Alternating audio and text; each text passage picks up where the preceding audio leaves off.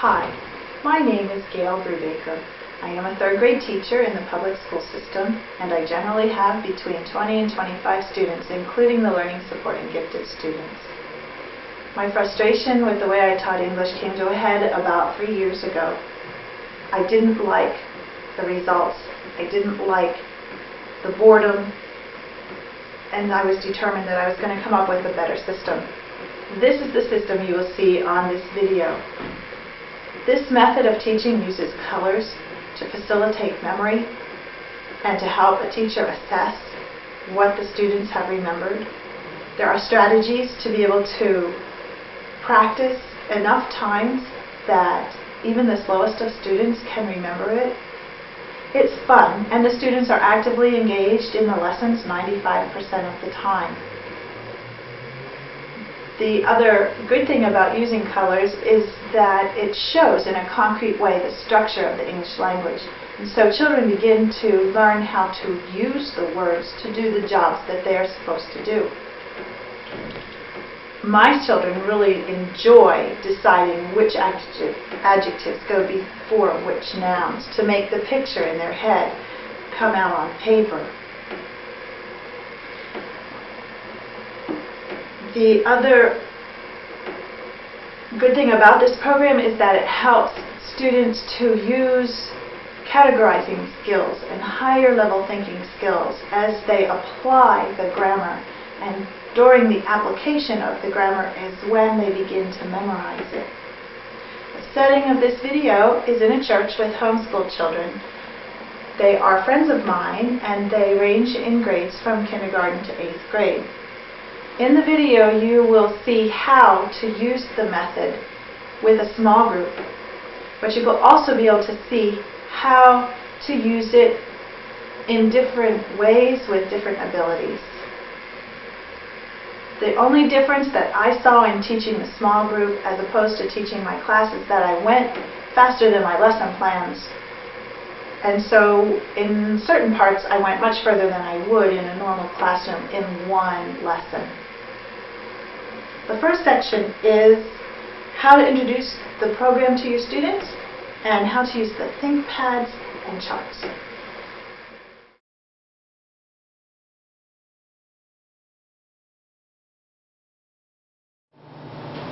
We're going to begin by talking about why we write.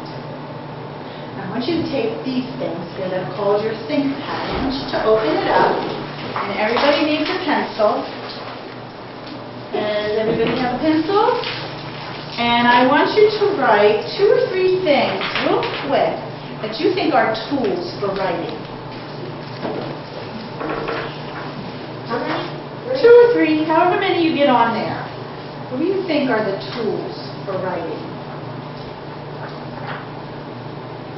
Josh, you can just spell the best you can. It doesn't matter if it's not quite correct. We just want your thoughts on the paper, okay?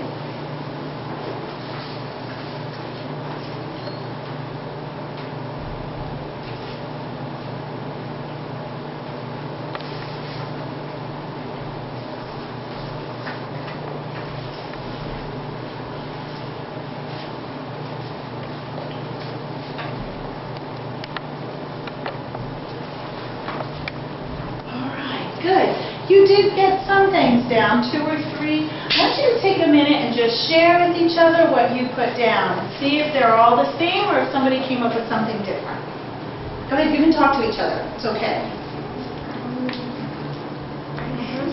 I thought of pencils, erasers, your head, and paper. Okay. I thought of pencils, markers, and crayons. Your brain and your hands. I thought of pencils, markers, and pens.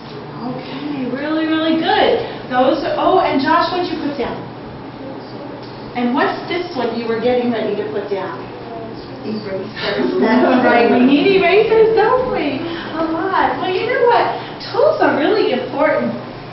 And Rachel, I'd like you to come up here and comb your hair. What's wrong, Hannah? Isn't this what you comb your hair with? Can you do it?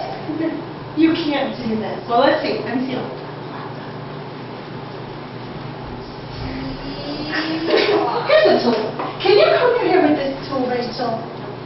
You can't. She can't do it. Can any of you comb your hair with this tool? Why not? Because it's not a comb. It's not a comb. Why wouldn't it work? The bristles will bend. The bristles would bend. It wouldn't work. Okay, let's see. Can you comb your hair with this? No. I don't think Rachel's going to get to comb her hair tonight. What do you use this for? Levi? For painting. Would this work to paint? No.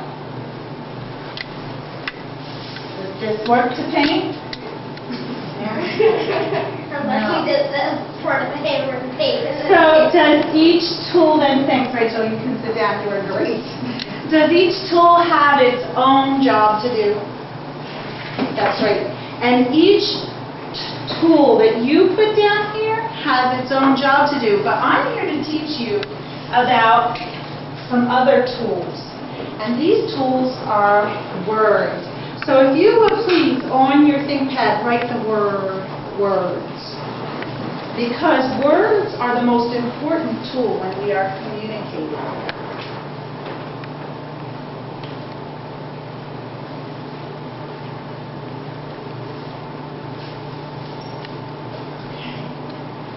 Very good.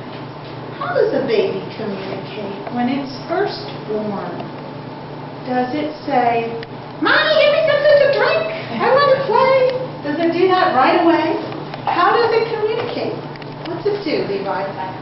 It cries. And then a little bit later, if it wants something and it doesn't have the words, what does it do? Any of you remember? Hannah? It whines. It whines, or it points, and it goes, Did you ever hear a little kid do that? Well, they can't communicate too well, can they? Think how frustrating that must be. But you boys and girls have had lots of lessons already about words and what they mean. And so today I'm going to teach you about 2 important words, and then later I'm going to teach you about some other important words. The first important words are these, nouns. And they're important because when we write, nouns are the things we write about. They're the subjects of our sentences and of our paragraphs and everything we want to say. And I'm going to call them pink. I'm going to assign pink to them because we needed a color, and you all have a color in your head. You all know your colors already, right? They're firmly established, and you have to think about what you're writing about. A noun is a word that represents a person, a place, or a thing. Josh, if you look, mom, dad, boy, girl, those are all people. Right? So teacher and nurse and doctor and all of those would be people nouns. And then there's nouns that are places. School, house, store. Can you think of any other places? You're in one. Church. Yes, church. How about things? Dog, pencil, food, tree. So those are what nouns are. Anything that tells us a person, a place, or a thing is a noun. So now we're going to do something we do in my class that's called pass the question and answer. And the reason we do this is because some children need to hear things 25 times before they remember it, and it's kind of fun to do. So we're going to start over here with Alyssa because she already knows this stuff. And Alyssa, I'm going to tell you what the question is, I'm going to tell you what the answer is, and then you're going to start passing the question. We're going to pass to Josh, and he's going to answer, and then Josh is going to pass to Jonathan, he's going to answer, and so on and so forth, until we get over here to Levi. Okay? Are you ready? Okay, the question is, what is a noun? The answer is, a noun is a person, place, or thing. So, Alyssa, what is a noun? A noun is a person, place, or thing. Good. Now ask your brother. And we'll help if you forget. Yeah. Say, Josh. Josh. What is a A noun? noun. A person, place, or thing. Very good. Josh, please ask Jonathan and say his name. Jonathan. What's a noun? Person, place, or thing. Rachel.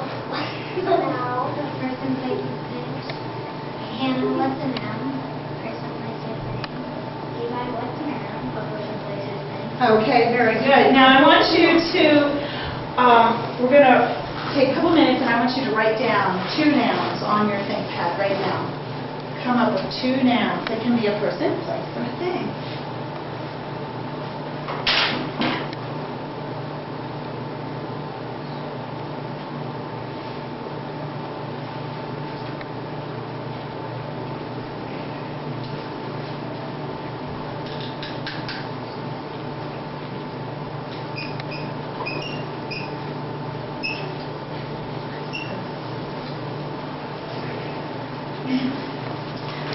I wrote down a noun on the board. It happens to be a plural noun, and it's called a plural noun because it's more than one. There's a special reason why I did that, but I'm not going to tell you what it is now. I'm going to tell you that the second thing we have to think about when we write sentences is the verb, or what the noun or the subject is doing. When we have our noun in our sentence, we have our subject. It's the thing we're going to talk about. And now I'm going to teach you the second kind of word. The second kind of word is called a verb. And it's green because you all know the green light go. So I thought I'd make it green. We have 2 kinds of verbs right now that I'm going to teach you. The first one are the words that are things we can do. And these are words that help tell what we are. They're called being verbs because it tells us, I am happy, he is nice, we are sad. There are things we are. You can't do sad, but you can be sad. Do you see the difference between action verbs and being verbs? Okay, so we're going to use verbs. Right now, I want you to close your eyes and imagine these monkeys. And think. Imagine these monkeys and think what they're doing. What do you imagine these monkeys might be doing? Can you come up with one word that tells me what they're doing? One word. Okay, open your eyes. What are these monkeys doing in your brain, Hannah? Swinging on a line. They're swinging. And we only have one word yet. We'll get to the bigger sentences a little bit later. What were your monkeys doing? Same thing. Same thing. Same thing? Eating. Eating. What were your monkeys doing? Same thing. Which one? Eating or swinging? Swinging. Swinging. One. Playing. Okay. I like the word swinging, so I'm going to use it. And we're going to use green. Swing. And I'm just going to say swing instead of swinging. Okay? Now, boys and girls, we have the 2 main parts of the sentence already. Because we have the subject, what we're talking about, and we have what they do, which is the predicate. Everything we add now to our sentence is going to either be in the subject or in the predicate.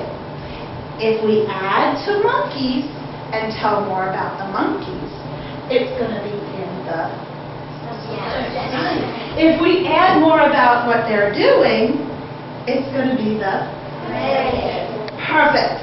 So right now, in your ThinkPads, I want you to write one sentence. It can be this sentence. Now, I didn't do punctuation and capitalization, but that's coming. It can be this sentence, or it can be one like it. And for you older children, if you want to add a few more words, that's fine. I just want you to make a line between your subject and predicate. Can you do that? I'm going to count very slowly to 20.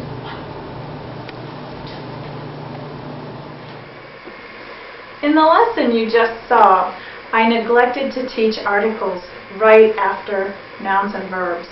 I wanted to mention this because I think it's very important, because that is the way language is developed in young children.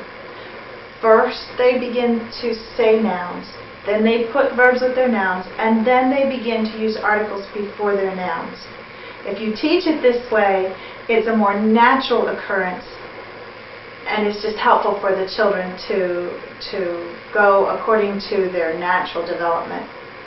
I would generally spend 1 week only teaching nouns, verbs, subject, predicate, until the children know without a doubt, that the beginning of the predicate is right before the verb.